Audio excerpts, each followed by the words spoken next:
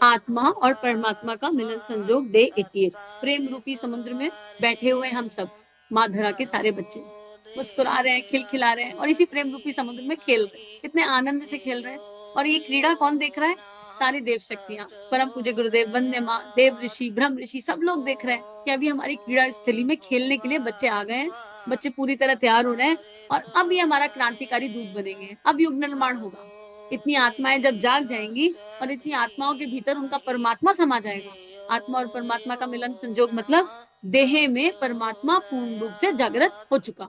देह का देही खत्म हो गया, अहम पूरी तरह खत्म हो गया, पूर्ण रूपेण विलय हो गया और परमात्मा देह में पूरी तरह जाग गया। और सोचो, जरा इमेजिन करके देखो, जिस परमात्मा के बारे में सोचकर चेहरे पर मुस्कुराहट आ जाती है, मात्र उसके बारे में सोचकर चेहरे पर खिलखिलाहट आ जाती है, जब वो देह में पूर्ण रूपेण जीवंत होगा तो वो आनंद क्या हो। इमेजिन करके देखो, विजुलाइज करके देखो, उस आनंद को बयां नहीं किया जा सकता। तो आइए मानसिक रूप से जप करते रहेंगे और जप के साथ स्वाध्याय को आगे बढ़ाते हैं। सभी से प्रार्थना कि हम इस प्रेम रूपी समुद्र में बने रहें और हम अकेले नहीं हैं।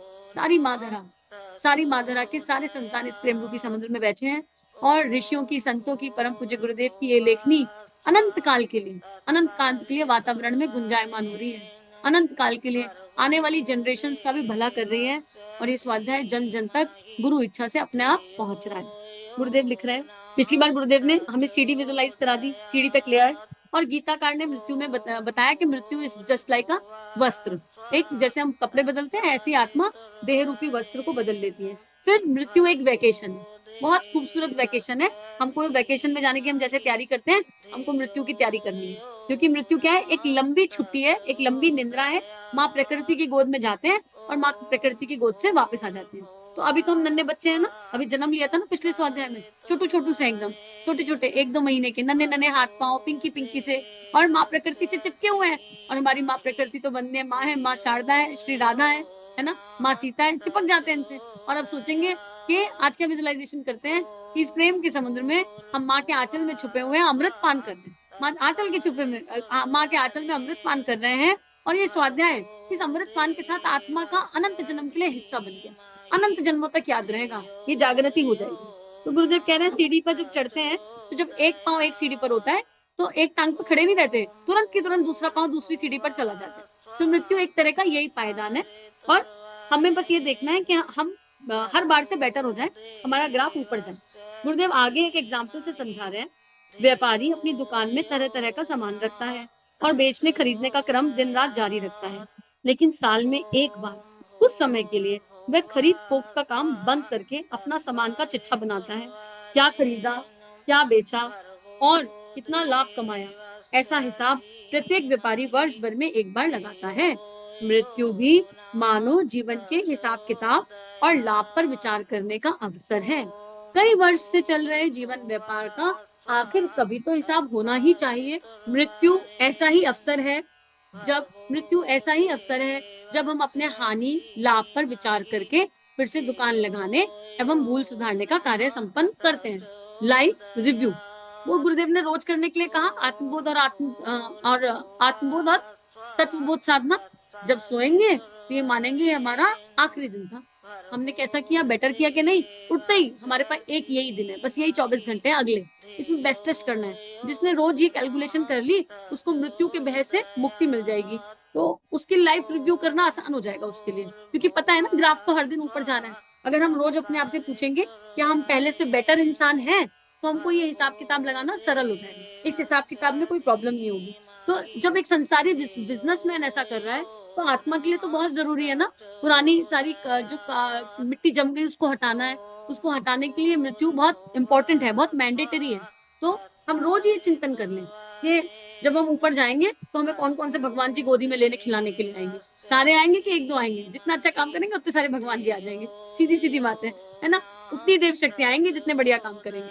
तो गुरुदेव कह रहे हैं, अब देखो यही लाइन आगे आ गई। गुरुदेव कह रहे हैं, मृत्यु मानो भगवान का निमंत्रण है। विश्व कवि रविंद्रनाथ टैगोर ने कहा, मृत्यु तो प्रभु को आमंत्रण है। तो हम भगवान को इनवाइट कर रहे हैं। हमें कितने सारे भगवान चाहिए? हमें कौन कौन चाहिए? खाली एक से काम बन जाएगा क्या? जितने अच्छे काम करेंगे उतने सारे भगवान जी को इनवाइट कर लेंगे। अरे घर में शादी ब्याह होती है तो कितनी जबरदस्त लिस्ट बनाते हो, काट नहीं पाते। कई बार प्रिसाइज लिस्ट भी कट नहीं पाती, अरे यार इसको बुलाएं, नहीं नहीं बुरा मान जाएंगे। अब सोचो किसी एक ही भगवान को बुलाया, बाकी सारे बुरा मान गए तो क्या होगा, है? नहीं, भगवान जी हमने तो केवल 10 ही शुभ कर्म किए हैं, और 10 में तो केवल अग्नि देवता आने बनते हैं, बाकी तो ना आ पाएंगे। तो बाकी तो बुरा मान जाएंगे, सैड हो जाएंगे, अरे यार थोड़े और अच्छे कर्म कर लेते, हम भी तुमको लेने आ जाते। सोचो भगवान की दशा तो सोचो, क्योंकि वो भगवान तो लालायित है हमको लेने आने के लिए।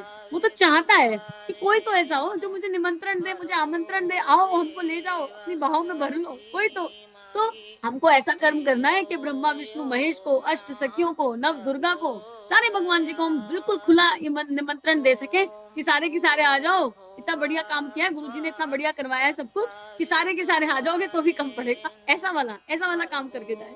तो सबको इनवाइट करने के लिए सब तैयार है, लिस्ट बना लेना आज भगवान जी के, कौन कौन से भगवान को इनवाइट करना है मृत्यु के समय, लिस्ट होनी चाहिए अपने पास।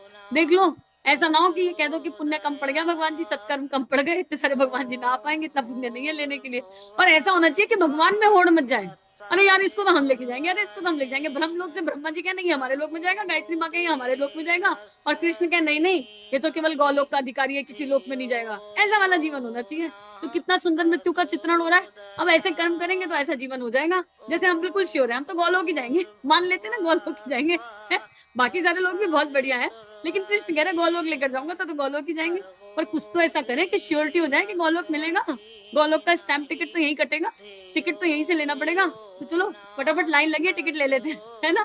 गुरुदेव लिख रहे हैं, जब वे आए, मृत्यु आए तो हम द्वार खोलकर उसका स्वागत करें, चरणों में हृदय धन को सौंपकर प्रभु का अभिवादन करो। अब ये ध्यान है, मृत्यु तो प्रभु का आमंत्रण है, जब वह आए तो उसका द्वार खोलकर स्वागत करो। हम इस पल में हैं, पर अपनी मृत्यु को विजुलाइज करें, देख लो, और बहुत खूबसूरती से चरणों में हृदय धन सौंपकर प्रभु का अभिवादन करो, प्रणाम करेंगे। मृत्यु के देवता हमारे चारों तरफ तो सारे भगवान जी आ गए, क्योंकि परम पूज्य गुरुदेव हमारे साथ हैं और उनमें सब बसते हैं, तो सब आ गए, सबको प्रणाम करेंगे। माता जब श्रवण में अपनी बेटी को उसकी ससुराल से बुलाती है, तो बेटी के हृदय में कितनी प्रसन्नता, उत्सुकता पैदा होती है। उसका हृदय भी माता के यहाँ जाने के लिए सावन के बादलों की भांति उमड़ने लगता है। पीहर जाकर वह स्वतंत्रता के साथ आनंद उल्लास का जीवन बिताती है। तो चलो, जितनी बहुएं हैं वो पीहर जाने के लिए तैयार है, आत्मा रूपी बहू पीहर जाने के लिए तैयार है, और यहाँ सारी बहुएं, फिर नर और नारी देह से मुक्त हम सब बहुएं हैं जो ससुराल में आई है, पृथ्वी रूपी ससुराल को। और देखो, ससुराल जब देह की ससुराल को सुंदर बनाने के लिए इतनी मेहनत करी, तो पृथ्वी रूपी ससुराल को भी थोड़ा तो अच्छा बना ही लेते हैं, दिक्कत क्या है इसमें, है? पृथ्वी रूपी ससुराल पर आत्मा बहू के समान आई है, गुरुदेव इतना सुंदर सुंदर समझा रहे, इतना मजेदार। अब जब पीहर जाने का मौका आएगा तो कितना खुश होंगे हम। और जब पीहर जाती है, जब एक लड़की पीहर जाती है, तो सबके लिए कुछ कुछ लेके जाना चाहती है। अब सोचो हम खाली हाथ जाएंगे इस पीहर में, आत्मा अपने पीहर लौटेगी खाली हाथ?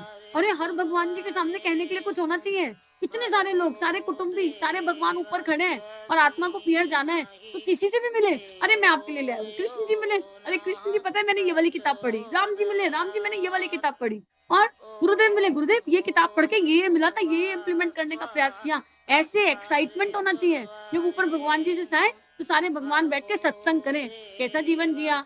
ऐसा ना हो कि ऊपर क्लास लग जाए, है क्या किया, ससुराल में नाम बदनाम कर दिया। जब लड़की ससुराल आती है और अच्छे से बिहेव नहीं करती, तो माता पिता कहते हैं हमारा नाम खराब कर दिया, नाक नीची हो गई, दोनों परिवारों की नाक नीची हो गई। तो ऐसा ना हो, जब ये आत्मा रूपी बहू अपने पीहर जाए, तो भगवान जी कहे यार तुमने तो अपने गुरु का नाम भी बदनाम कर दिया। तो हम शपथ उठाते हैं कि हमारे गुरु का नाम हम बदनाम नहीं करेंगे।